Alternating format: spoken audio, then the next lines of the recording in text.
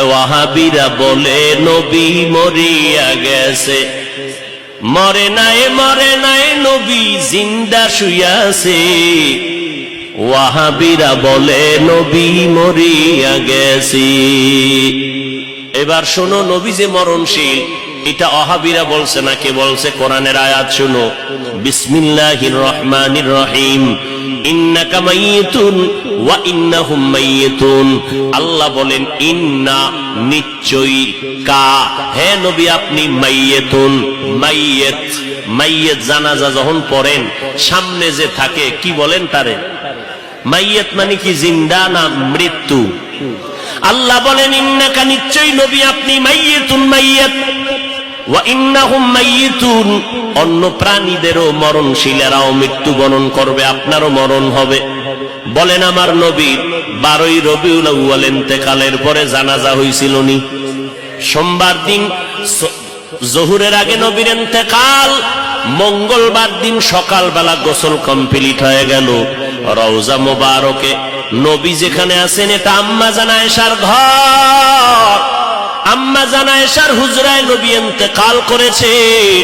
ওই জায়গায় নবীকে চাদর দেওয়া হলো। সাহাবায়ে কেরাম লাইন দিয়ে ঢুকেন, কোন ইমাম নাই, আলাদা আলাদা একা একা নামাজ পড়ে যায়। ফেরেশতারা নামাজ পড়ে, এইভাবে নামাজ চললো।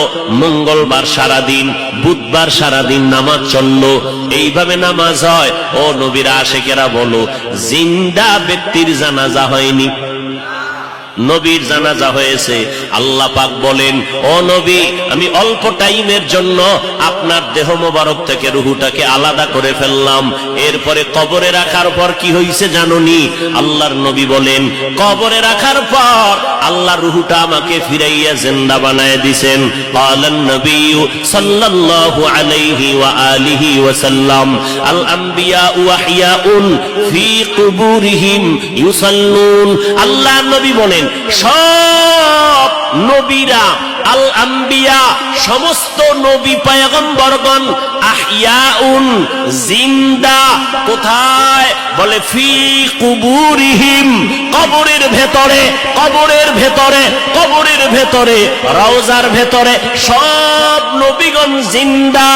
ইউসাল্লুন, সব নবীরা কবরের মধ্যে জিন্দা হয়ে কি করে? আল্লাহর নবী কয়, সব নবীরা কবরের মধ্যে জিন্দা হালাতে নামাজরত অবস্থায় কিয়ামত পর্যন্ত আমার আল্লাহর মারিফতের মজা নিতে থাকবে।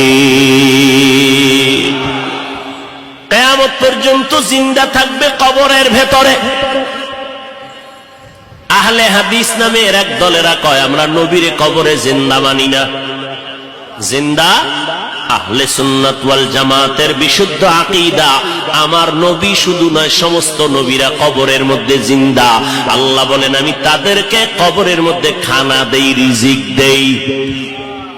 এবার তার সেরার এক দলেরা কয়, তো নবী যদি জিন্দা হয় খায়নি? খায়।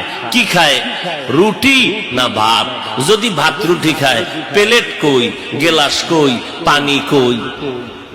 কেমন ভিড়া দরকার? এই রকম তারসেরা মানুষ, ধর্মান্ধ, এরা বলে রসুল জিন্দা না, এখনো মরা। নাউজুবিল্লাহ, না? হ্যাঁ, তাকে যদি জিজ্ঞাসা করো, আমরা মায়ের গর্ভে ছিলাম, আল্লাহ তাআলা দুনিয়াতে আসার আগে আমাদের মায়ের গর্ভে আমাদের দেহের মধ্যে রূহ দান করে জিন্দা বানাইছিলেন নি? কথা কন। তাহলে আমরা আমার মায়ের গর্ভে জিন্দা ছিলাম নি? ও ভাই, তুমি যে প্রশ্ন করলা, কবরের মধ্যে যদি জিন্দা থাকে কেমনে খায়, কেমনে কি করে, তোমার প্রশ্নের জবাব দিব পরে, আমার জবাব দাও। মায়ের গর্ভে যে আমরা জিন্দা ছিলাম, আমরা ভাত খাইছিলাম নি, রুটি খাইছিলাম নি, প্লেট কই পাইছিলাম, পানি কই পাইছিলাম, গেলাস কই পাইছিলাম? এই প্রশ্নের জবাব যেই দিন দিবি, ওই দিন দিব জবাব নবীরা কবরে কেমনে খায়। ইলমে রায়ে জাজু করদন हिसाब खल्क़े रादादन जवाबे बासवाब हक न दारद दोस्ते खल्क़ा ज़ारे रा